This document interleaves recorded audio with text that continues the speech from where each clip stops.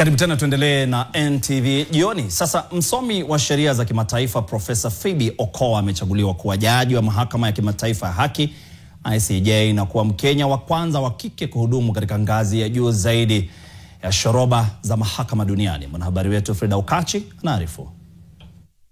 Mwanasheria Profesa Phoebe Okoa ameandika historia baada ya kuchaguliwa katika mahakama ya kimataifa ya haki. Ushindi huu ukiwa si kwa Kenya pekee, mbali ukiwa ni kwa wanawake na uwakilishi wa bara la Afrika katika haki za kimataifa. Baada ya raundi 4 za kupiga kura zilizofanywa na Baraza Kuu la Umoja wa Mataifa na Baraza la Usalama, ushindi wake dhidi ya wagombea watatu mashuhuri unaonyesha imani ya dunia katika uwezo wake wa kimahakama na kudhibitisha hadhi ya Kenya katika rubaa za kimataifa.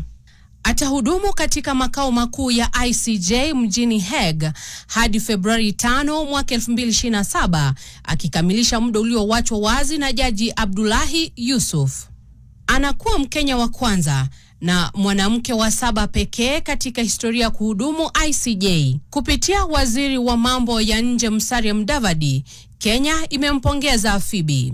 Kwa sasa anahudumu kama profesa wa sheria za umma za kimataifa katika chuo kikuu cha Queen Mary, Uingereza, ambapo anaongoza wasomi na wataalam wa sheria duniani.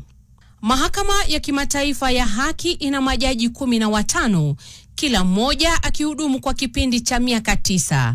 Frida Ukachi, NTV.